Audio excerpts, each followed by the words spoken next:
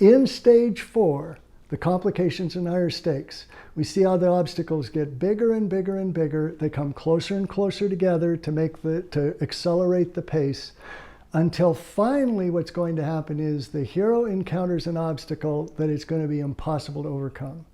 And this is the moment that I call the major setback. It's something, again, that happens to the hero. And at that moment, your reader and your audience must believe that there's now no possibility of the hero succeeding. It seems like all is lost. And that's what the hero believes as well. And what the major setback in this movie is the officer who he was going to call on the stand, who was the only one that would tell him the truth about the code red being ordered by Jessup. Markinson is the character's name. He kills himself. The night before he was supposed to go testify, he kills himself. Now their only witness to what really happened is gone. And so we have this scene right after that suicide where he comes back and he informs Galloway and Weinberg about what happened. He's drunk and he is just railing about what occurred, and he says, "I'm giving up." He yells at her and so on. What he's doing is he's reacting to the major setback by retreating. Because when your hero encounters this big obstacle and gets thrown by it, they're going to attempt to go back to the life they were living at the beginning. He's going to attempt to go back and be in his identity, the hotshot lawyer who doesn't care about anything. He says, "I can't do anything for them. There's no hope. I'm going to give up. I'm no good," and so on. And it seems like all is lost. Their response is going to be to retreat. They're going to give up and they're going to attempt to go back to where they were at the beginning of the story, in the setup.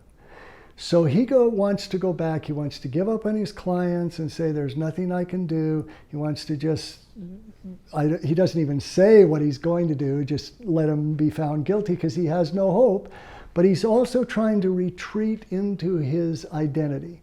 He no longer is willing to move into that essence that he's steadily been moving into, where he really is a good lawyer, where he really is risking not being as good as his father was, where he's really willing to face that fear and be courageous enough to overcome it. But once he encounters this and he knows they're going to lose because he has no witness, he wants to go back. So he gets drunk and he yells at them until it insults Galloway deeply, and says there's no point in doing this, and so on. He's just very mean. And so Galloway leaves with this great line, "I'm sorry I cost you your set of steak knives," because that was a joke he made earlier in his flippant way. So he leaves and he's sitting there with Weinberg. And then we learn more about his father. We've already know his father was the Attorney General, but there's a moment when he says, "I think my father would have been proud of me. I think it would have made him happy to see me graduate from law school."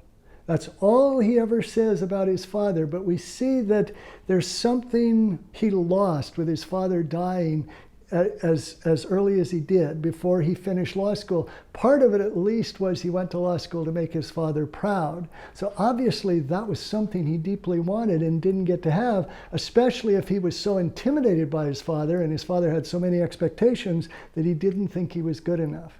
And that's what instilled this whole identity. And so Weinberg says, "I did a paper on your father once. He was one of the greatest lawyers ever. He was one of the greatest criminal defense lawyers ever."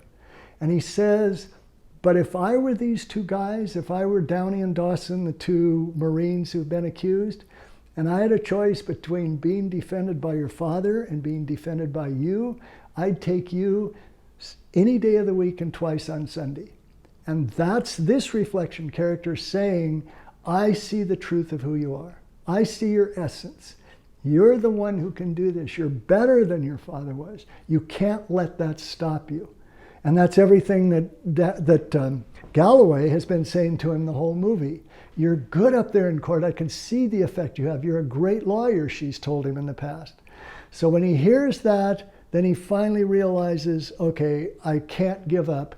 And now he moves into stage 5, which is the final push. He's going to put everything on the line to achieve this goal or die trying. He goes and gets Galloway, says, I'm sorry I said that. I'm going to put Jessup on the stand, because that's the most dangerous thing he can do, because if he doesn't get Jessup to confess, then he can be arrested and court-martialed for accusing an officer of committing a felony.